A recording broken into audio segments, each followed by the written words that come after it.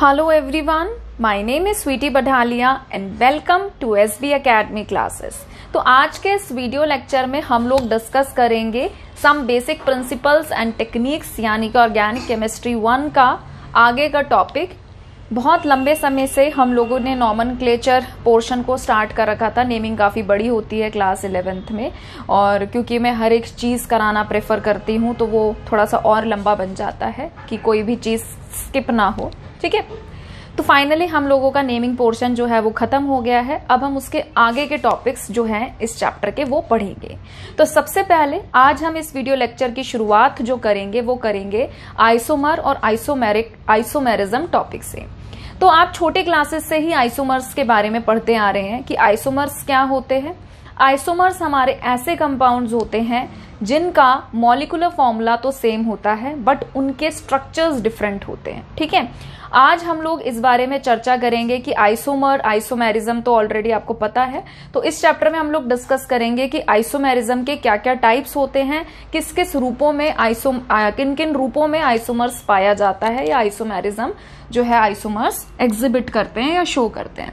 तो देखिए आइसोमर्स में मैंने क्या लिखा है, दो या दो से ज्यादा कंपाउंड जिनका सेम मॉलिक्यूलर फॉर्मूला हो बट डिफरेंट क्या हो, स्ट्रक्चर्स भी हो, साथ के साथ डिफरेंट फिजिकल और केमिकल प्रॉपर्टीज हो। आइसोमेरिज्म हम क्या कहते हैं, उस प्रोसेस को कहते हैं the phenomena of existence of two or more compounds possessing the same molecular formula but different properties. मतलब फॉर्मूला मॉलिक्यूलर फॉर्मूला तो सेम है बट उनकी जो प्रॉपर्टीज है वो क्या होती हैं, डिफरेंट। जैसे कि मैं आपको एग्जांपल देती हूं, आपको फॉर्मूला मिला हुआ है, मॉलिक्यूलर फॉर्मूला मिला हुआ है, मान लीजिए C3H6O, ऐसे मैंने एग्जांपल लिया। ठीक है, तो आप इसका एक स्ट्रक्चर बना सकते हैं CH3CH2OH, जो कि आपका क्या होता है, एल्कोहल। और इसको आप इस तरीके से भी लिख सकते हैं CH3OCH3, ये क्या होता है, ईथर।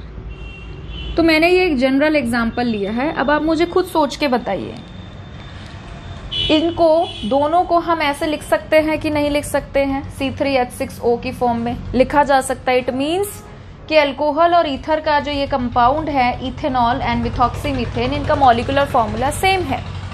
बट क्या अल्कोहल की प्रॉपर्टीज और ईथर की प्रॉपर्टीज सेम होती है? तो आंसर है बिग नो। तो यहाँ पे हम यही चीज समझने की कोशिश कर रहे हैं। क्या चीज समझने की कोशिश कर रहे हैं कि आइसोमर्स में उनका मॉलिक्यूलर फॉर्मूला सेम होता है बट उनकी जो प्रॉपर्टीज है वो डिफरेंट होती है, और इसी फिनोमिना, इसी प्रोसेस को हम लोग क्या कहते हैं, आइसोमेरिज्म। ठीक है, तो आई थिंक आपको क्लियर हो गया होगा। अब अगर हम बात करते हैं आइसोमेरिज्म की, ठीक है, तो आइसोमेरिज्म को हम ब्रॉडली क्लासिफाई कर सकते हैं दो पार्ट्स में। एक होता है हमारा स्ट्रक्चरल आइसोमेरिज्म,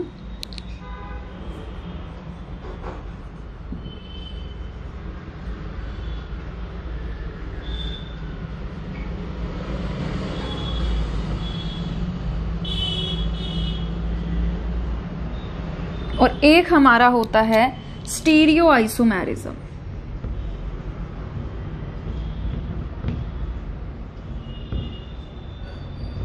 ठीक है, इसमें बेसिकली हम बॉन्ड ब्रेकिंग, मतलब अगर हम स्ट्रक्चरल आइसोमेरिज्म की बात करें तो इसमें बेसिकली बॉन्ड ब्रेकिंग और बॉन्ड मेकिंग इन्वॉल्वमेंट होती है। ठीक है, बट अगर हम स्टीरियो आइसोमेरिज्म की बात करें तो यहाँ पे हम ज्योमेट्री पढ़ते हैं। ठीक है, उनकी रिलेटिव पोजीशन देखते हैं। बॉन्ड रोटेशन यहाँ पर फिर भी रोल प्ले करता है बट बॉन्ड मेकिंग और ब्रेकिंग यहाँ पर होती है। ठीक है, स्ट्रक्चरल आइसोमेरिज्म की अगर हम बात करें तो ये फर्दर क्लासिफाइड होता है 5 कैटेगरी में। सबसे पहले आता है चेन आइसोमेरिज्म, जिसे हम स्केलेटन या स्केलेटल आइसोमेरिज्म भी कहते हैं। दूसरा आता है पोजीशन आइसोमेरिज्म,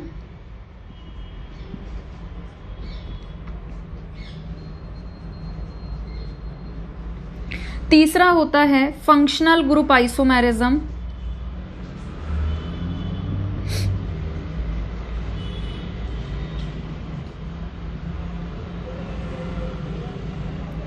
फोर्थ हमारे पास होता है मेटामेरिज्म,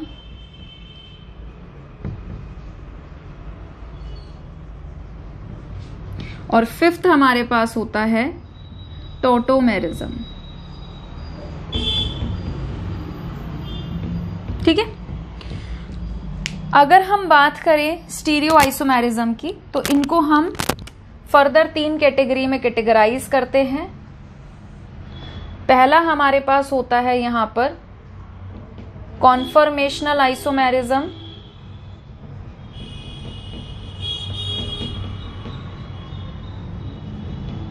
दूसरा हमारे पास होता है ज्योमेट्रिकल आइसोमेरिज्म,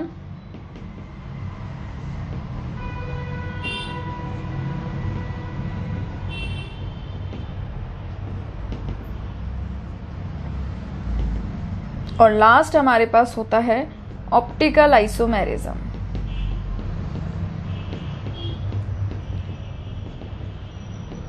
ठीक है। तो आइसोमेरिज्म को हम बेसिकली 2 पार्ट में क्लासिफाई करते हैं, structural isomerism and stereo isomerism. यहाँ पे बॉन्ड टूटते हैं और बनते हैं, जबकि यहाँ पे बॉन्ड को रोटेट किया जाता है स्पेस में, 3D स्पेस में, और रिलेटिव पोजीशंस को कंपेयर किया जाता है। स्ट्रक्चरल आइसोमेरिज्म हमारा 5 तरीके का होता है, चेन और स्केलेटन आइसोमेरिज्म। ठीक है। यहाँ पे कार्बन का जो ढांचा है, कार्बन की जो स्ट्रेट है या कार्बन ब्रांचिंग में आएगा, वो चीज हम यहाँ पर देखते हैं। पोजीशन आइसोमेरिज्म में पोजीशन चेंज होती है। फंक्शनल ग्रुप आइसोमेरिज्म में फंक्शनल ग्रुप ही चेंज हो जाता है। मेटामेरिज्म में क्या होता है कि number of alkyl groups change होते हैं, वो मैं आपको बताऊंगी एग्जाम्पल के साथ, आपको समझ नहीं आएगा। टोटोमेरिज्म का दूसरा नाम होता है कीटो इनोल आइसोमेरिज्म। ठीक है। कीटो इनोल आइसोमेरिज्म, ये इनोल और कीटो फॉर्म के बीच में इक्विलिब्रियम में एग्जिस्ट करता है। ये भी मैं आपको एग्जांपल से समझाऊंगी, तभी आपको समझ आएगा। देन स्टीरियो आइसोमेरिज्म 3 टाइप का होता है। इस चैप्टर में हम सिर्फ और सिर्फ ज्योमेट्रिकल आइसोमेरिज्म पढ़ेंगे, स्टीरियो का ये सब तो पढ़ेंगे। इस चैप्टर में हम सिर्फ ज्योमेट्रिकल आइसोमेरिज्म पढ़ेंगे। ऑर्गेनिक का जो नेक्स्ट चैप्टर होगा आपका हाइड्रोकार्बन, वहां पे आप कॉन्फर्मेशनल आइसोमेरिज्म पढ़ोगे, और 12th में आप ऑप्टिकल आइसोमेरिज्म पढ़ते हो। 11th में हम ऑप्टिकल आइसोमेरिज्म नहीं पढ़ाते हैं। ठीक है। अगर आप ऑप्टिकल आइसोमेरिज्म पढ़ना चाहते हैं क्लास 11th के बच्चे, तो आप क्लास 12th प्लेलिस्ट में जाके क्लास 12th का एक चैप्टर है halo alkane and hello Areen, वहां पे जाके आप ऑप्टिकल आइसोमेरिज्म पढ़ सकते हैं इफ यू पर्सनली वांट कि आप 11th में ही ऑप्टिकल आइसोमेरिज्म पढ़ना चाहते हैं तो। ठीक है। तो आप इसे नोट कर लीजिए, फिर हम एक एक करके इनके बारे में डिस्कशन स्टार्ट करते हैं।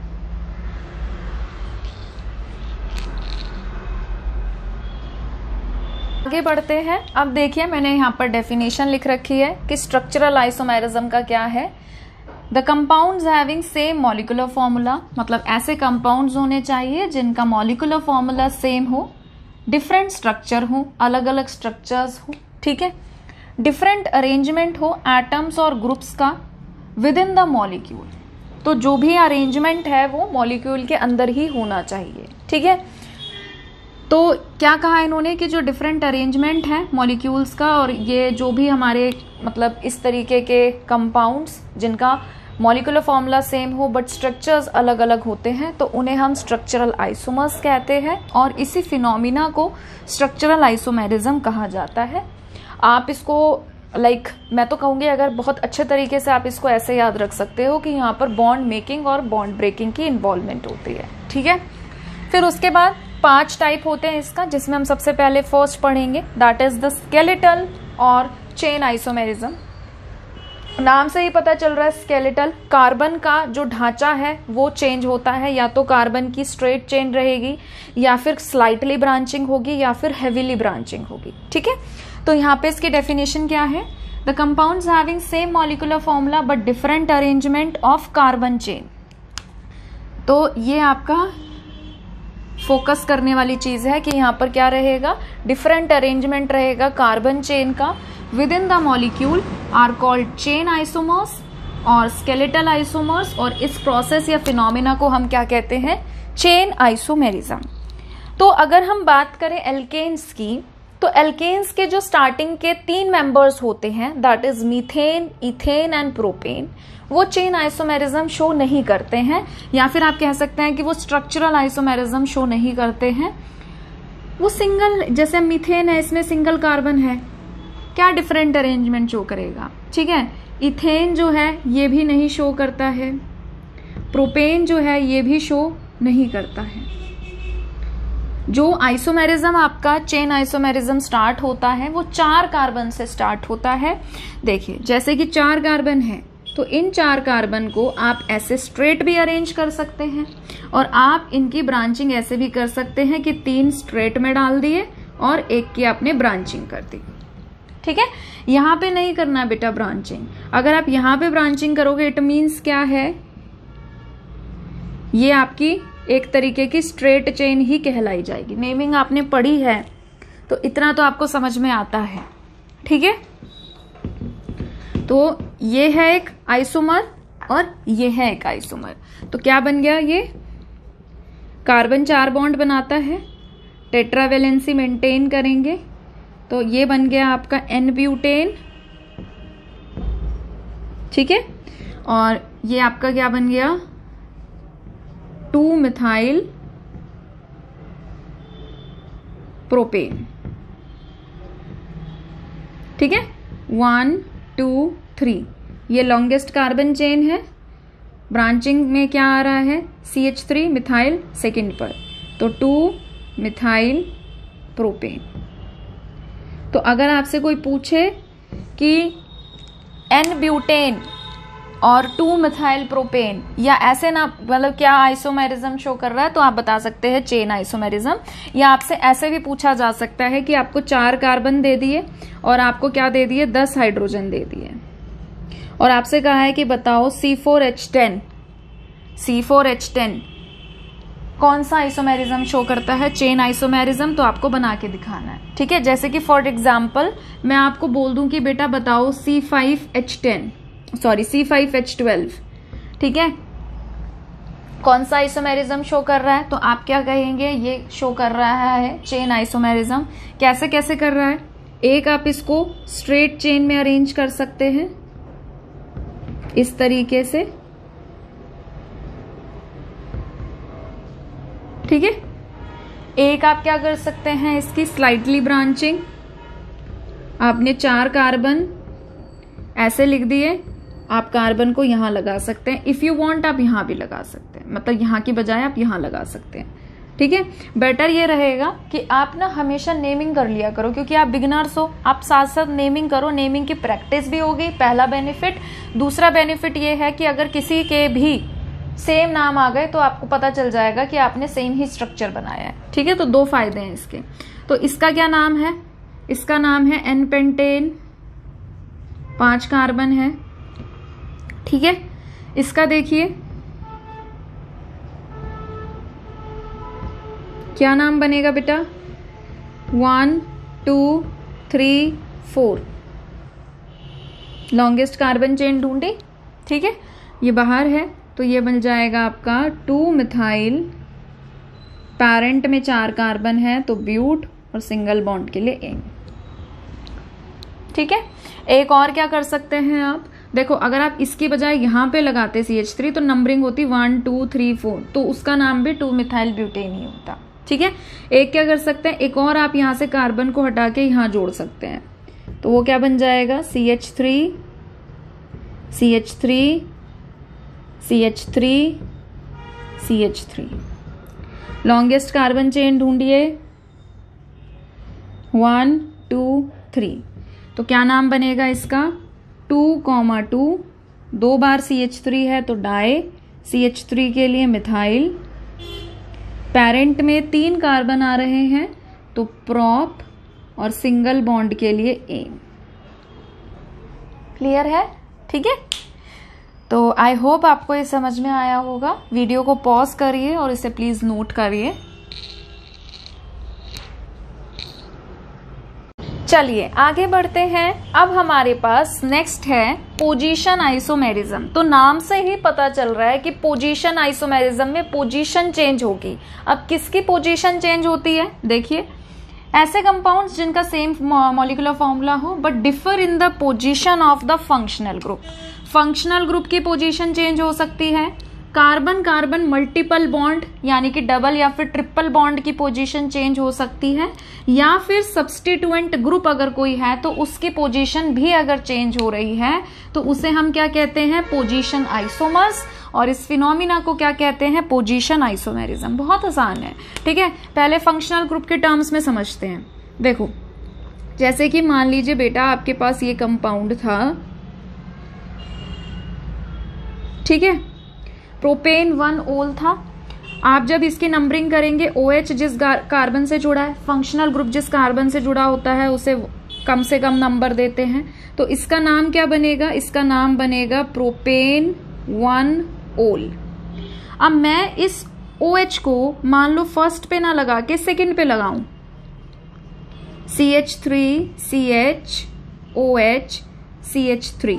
अब नंबरिंग करेंगे 1 2 3, ठीक है, तो क्या नाम बनेगा, प्रोपेन 2 ओल। यहाँ पे OH फर्स्ट कार्बन पे है, अब इसमें क्या हुआ, OH की पोजीशन चेंज हो गई, सेकेंड कार्बन पे आ गया। तो जब पोजीशन चेंज होती है तो उसे हम क्या कहते हैं, पोजीशन आइसोमेरिज्म। क्लियर है, ठीक है। मान लीजिए जैसे आपके पास कंपाउंड है CH3 CH2 CH double bond CH2, numbering करेंगे, डबल बॉन्ड को कम नंबर मिलेगा तो इसका नाम क्या बनेगा, इसका नाम बनेगा ब्यूट 1E। मान लीजिए डबल बॉन्ड की पोजीशन 1 2 के बीच में ना होके 2 3 के बीच में है, तो ये क्या बनाएगा, CH3 CH double bond CH CH3 1 2 3 4, इसका नाम क्या बनेगा, ब्यूट 2E। समझ रहे हो? तो या तो फंक्शनल ग्रुप की पोजीशन चेंज हो जाए या फिर डबल बॉन्ड की पोजीशन चेंज हो जाए, तो ये दोनों आपस में क्या है, ये दोनों आपस में पोजीशन आइसोमेरिज्म। ये दोनों आपस में क्या है, ये दोनों आपस में है पोजीशन आइसोमेरिज्म। ऐसे ही ट्रिपल बॉन्ड की पोजीशन चेंज हो सकती है। एग्जाम्पल लिख दूं मैं, जैसे कि मान लीजिए बेटा एक ये है, फर्स्ट पे आ गया, ऐसे ही सेकंड पे आ सकता है, ठीक है, इसका नाम क्या बनेगा, ब्यूट 1 आइन, इसका नाम क्या बनेगा, ब्यूट 2 आइन। तो ये दोनों आपस में क्या शो कर रहे हैं, पोजीशन आइसोमेरिज्म, ठीक है। सब्स्टिट्यूएंट का भी देख लेते हैं। जैसे मान लीजिए आपके पास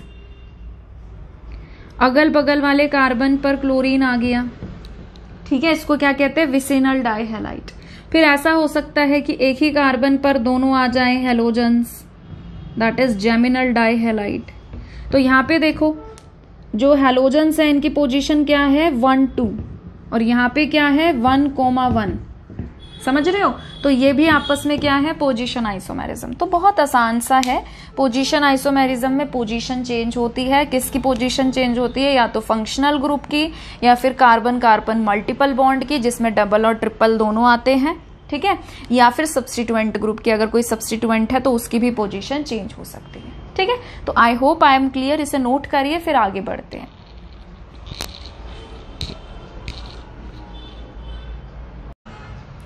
चलिए आगे बढ़ते हैं। अब देखिए नेक्स्ट हमारे पास क्या है, फंक्शनल ग्रुप आइसोमेरिज्म। तो फंक्शनल ग्रुप आइसोमेरिज्म में क्या होता है, फंक्शनल ग्रुप बदल जाता है, ठीक है।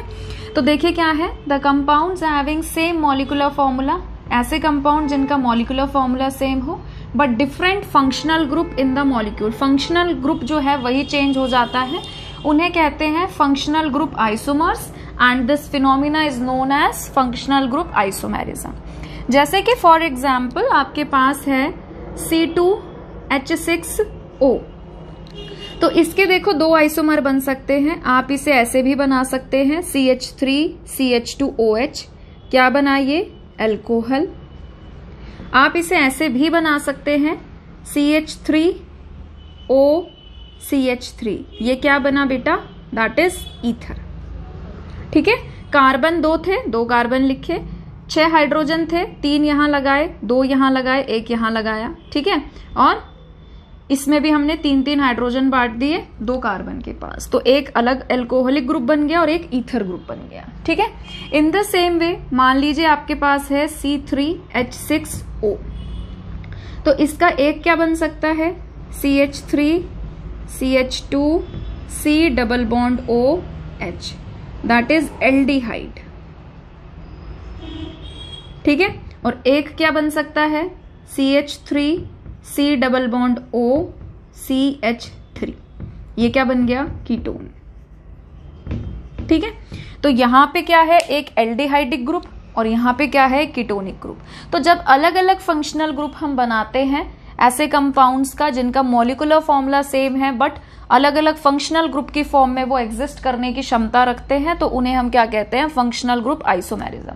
ये बहुत आसान है, ऐसा मत सोचना कि भाई कैसे बनाया। देखो जैसे आपके पास 2 कार्बन है, आपको पॉसिबिलिटी सोचनी है कि हम कैसे कैसे अरेंजमेंट कर सकते हैं। तो जैसे 2 कार्बन है, पहले मैंने 2 कार्बन इकट्ठे लिख लिए, फिर मैंने क्या लिख लिया, एक O, फिर मुझे पता है मेरे पास 6 हाइड्रोजन है, तो मैं 6 हाइड्रोजन कैसे बांटूं। मुझे पता है कार्बन 4 बॉन्ड बनाता है, तो मैंने सोचा मैं पहले यहाँ पर 3 लगा के देखती हूँ। अच्छा, 6 में से 3 चले गए, अब मुझे मेरे पास कितने बचे, 3, तो मैंने 2 यहाँ लगा दिए, 5 हो गए। एक मैं कहाँ लगा सकती हूँ, यहाँ पे। आप सभी को पता है ऑक्सीजन 2 बॉन्ड बनाता है और कार्बन 4, तो इस हिसाब से हम बना सकते हैं। फिर दूसरी पॉसिबिलिटी आपको सोचनी है कि अच्छा और कैसे आइसोमर बन सकता है। पहले में हमने 2 कार्बन इकट्ठे लिख दिए थे, ऑक्सीजन इधर लिख दिया था। अब क्या करो, इन कार्बन को अलग लिख दो, ऑक्सीजन को बीच में फंसा दो। तो मैंने नेक्स्ट अरेंजमेंट ये करके देखा, तो मुझे पता चल गया ऑक्सीजन 2 बॉन्ड बनाता है और इसके 2 बन गए। तो मतलब अब मेरे पास जो हाइड्रोजन बचे हैं 6, वो मुझे कार्बन पर ही लगाने हैं। ठीक है, अब कार्बन कितने बॉन्ड बनाता है, टोटल 4, तो मैंने क्या किया, 3 हाइड्रोजन यहां लगा दिए और 3 हाइड्रोजन यहां लगा दिए।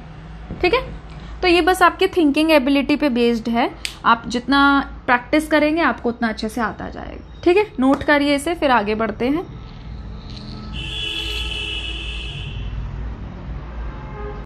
चलिए अब हम लोग आगे बढ़ते हैं। नेक्स्ट है हमारे पास मेटामेरिज्म, ये भी बहुत आसान है। इसमें क्या है, the compounds having same molecular formula. ठीक है, कंपाउंड्स जिनका सेम मॉलिक्यूलर फॉर्मूला हो but different number of carbon atom. ठीक है, कार्बन एटम जो है वो अलग अलग होते हैं, अल्काइल ग्रुप्स भी अलग अलग हो सकते हैं। ठीक है, नंबर में नंबर ऑफ कार्बन एटम या फिर number of alkyl group different हो सकते हैं on either side of the functional group are called metamers and this phenomena is called metamerism. ठीक है, अब देखिए कैसे, जैसे कि मान लीजिए आपके पास फंक्शनल ग्रुप है कीटोन, यहां पर है CH2 CH3, यहां पर है CH2 CH3। ठीक है, अब इसी का मैं दूसरी पॉसिबिलिटी क्या बना सकती हूं, CH3 C double bond O CH2 CH2 CH3। ये आपका एक कीटोनिक ग्रुप था, यहाँ पे इथाइल था और यहाँ पे इथाइल था। यहाँ पे नंबर ऑफ कार्बन 2 थे, यहाँ पे नंबर ऑफ कार्बन 2 थे। हमने इसका जो दूसरा आइसोमर बनाया उसमें हमने क्या किया, कीटोनिक ग्रुप के इधर क्या कर दिया, मिथाइल, और वहां पर क्या कर दिया, प्रोपाइल। तो एल्काइल ग्रुप क्या हो गए, डिफरेंट। यहाँ आप ऐसे देख सकते हैं, जैसे यहाँ पे नंबर ऑफ कार्बन 2 थे, यहाँ पे नंबर ऑफ कार्बन 2 थे। इसके आइसोमर में यहाँ पे क्या है, नंबर ऑफ कार्बन 1, 1 कार्बन है, और यहाँ पे नंबर ऑफ कार्बन कितने हैं, 3। ठीक है, तो मेटामेरिज्म क्या कहता है कि सेम मॉलिक्यूलर फॉर्मूला होना चाहिए but different number of carbon atom, या तो कार्बन के नंबर डिफरेंट हो या फिर क्या हो, एल्काइल ग्रुप जो है वो डिफरेंट हो। क्लियर है। जैसे कि मान लीजिए सपोज आपके पास है ईथर का एग्जांपल ले लेते हैं। जैसे कि आ गया आपके पास ईथर, तो यहां पे देखिए ईथर के इधर भी इथाइल है, उधर भी इथाइल है। इसका दूसरा आइसोमर बनाया, यहाँ पे आपने मिथाइल ग्रुप कर दिया और वहां पे आपने प्रोपाइल ग्रुप कर दिया, तो ये भी क्या है, आपस में मेटामर्स। क्लियर है। मान लीजिए अमीन है, NH है, NH के यहां पर CH2 CH2 CH2 NH3, यहां पर मान लीजिए CH3 CH2 CH2 ये है। ठीक है, अब आप क्या कर रहे हैं, इधर प्रोपाइल है, इधर प्रोपाइल है, एक जगह ब्यूटाइल कर दो, एक जगह इथाइल कर दो, तो क्या बन जाएगा, CH3 CH2 NH CH2 CH2 CH2 CH3। ठीक है, तो आई गेस आप लोग समझ ही गए होंगे कि क्या होता है कि जो आपके दो आइसोमर होते हैं इनका मॉलिक्यूलर फॉर्मूला सेम होता है, बस नंबर ऑफ एल्काइल ग्रुप या फिर नंबर ऑफ कार्बन एटम्स जो हैं वो फंक्शनल ग्रुप के आइदर साइड, इस साइड या उस साइड जो है वो चेंज हो सकते हैं। ठीक है, नोट करिए इसको।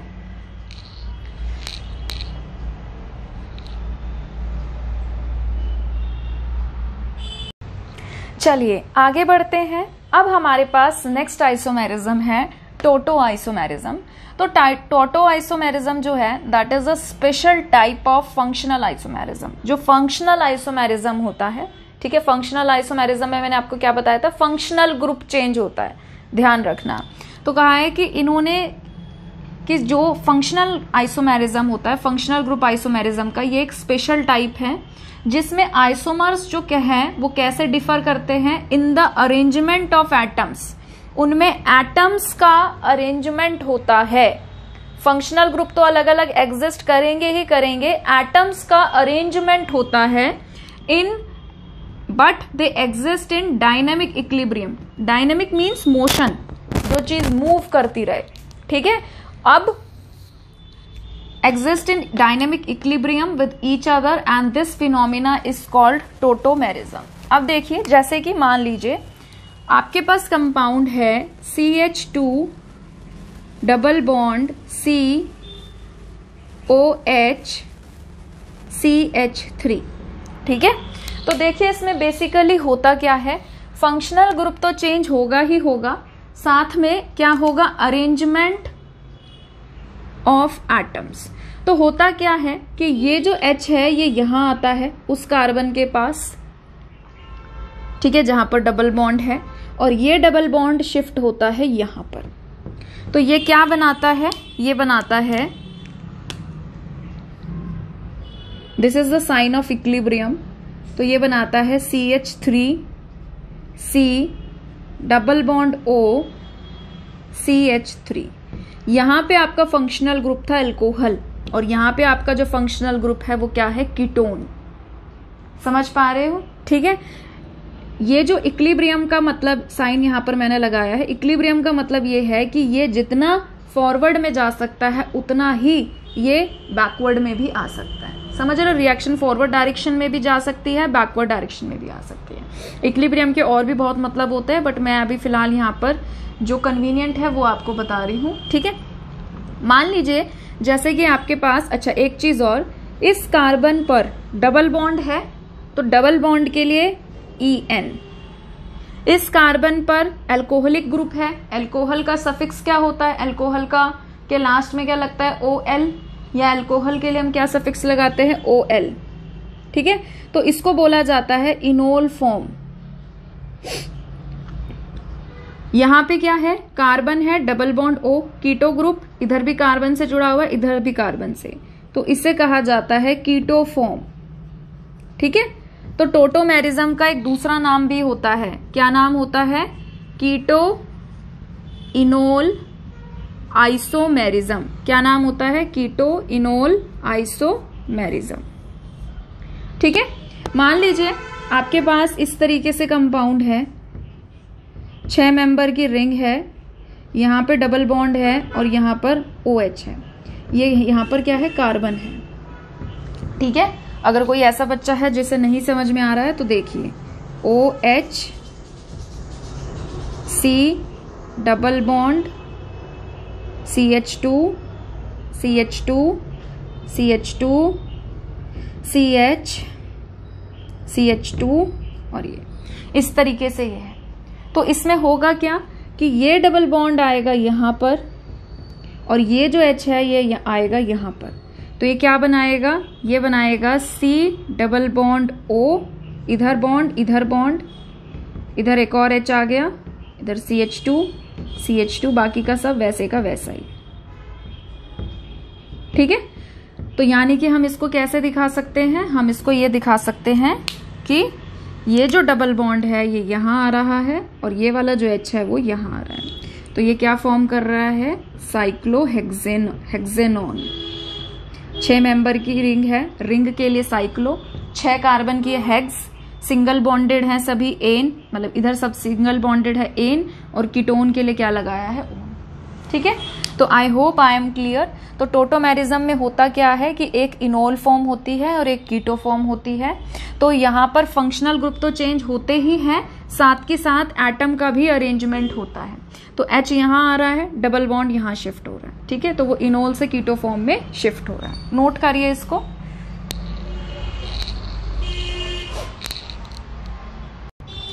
चलिए आगे बढ़ते हैं। नेक्स्ट हम लोगों के पास क्या है, स्टीरियो आइसोमेरिज्म। तो मैंने आपको बताया था कि स्टीरियो आइसोमेरिज्म में हम रिलेटिव पोजीशंस देखते हैं। ठीक है, पोजीशंस में कंपैरिजन करते हैं।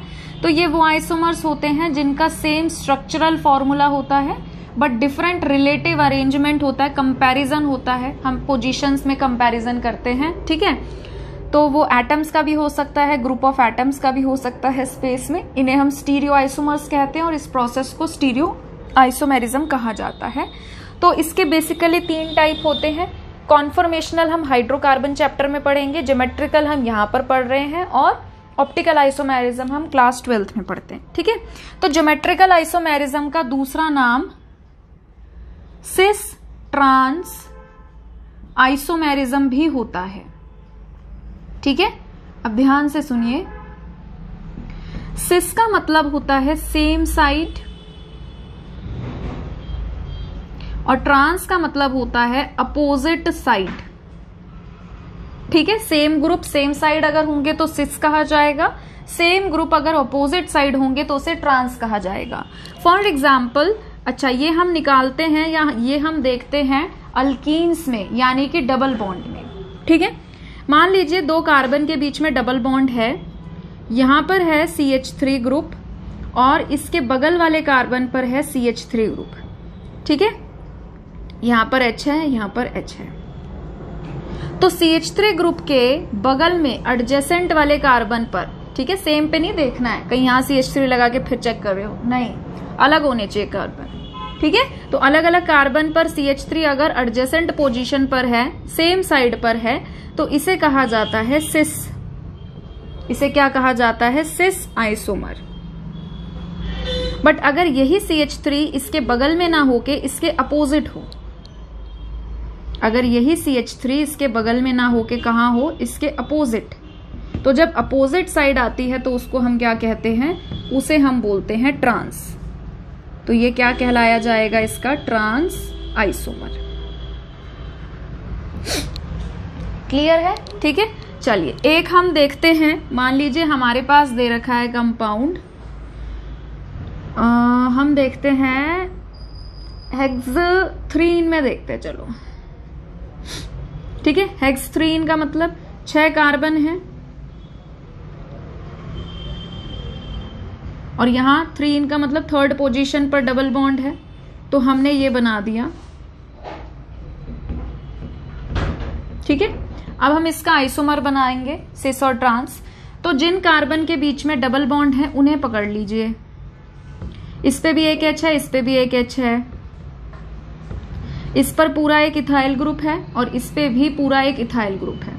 तो अगर इथाइल ग्रुप, आप चाहे तो CH3 मतलब CH2 CH3 भी लिख सकते हैं, आप चाहे तो C2H5 भी लिख सकते हैं। चलो मैं पूरा ही लिख देती हूं। तो अगर सेम ग्रुप, ठीक है, एडजेसेंट पोजीशन पर आ गए हैं, तो ये कौन सा आइसोमर होगा बताओ? सेम साइड को हम क्या कहते हैं, सिस। तो ये होगा सिस आइसोमर। अगर इसी में ये अपोजिट आ जाए, जैसे CH3 CH2 carbon double bond carbon और इसके सामने CH2 CH3 और यहां पर H, तो सेम ग्रुप जब अपोजिट साइड आ जाते हैं तो उसको क्या कहते हैं हम, ट्रांस आइसोमर। ठीक है, बहुत आसान है। तो आई होप आपको समझ में आ गया होगा। बस ये याद रखना है, सेम साइड आएंगे तो सिस, अपोजिट साइड आएंगे तो उसे क्या कहेंगे हम, ट्रांस। ठीक है, नोट करिए। तो आज के लिए इतना ही। अगर आप लोगों को ये वीडियो पसंद आया है तो प्लीज इसे लाइक करिए, शेयर करिए, चैनल को सब्सक्राइब करिए। जल्दी मिलेंगे एक नई वीडियो के साथ। अपना ध्यान रखिए। Thank you.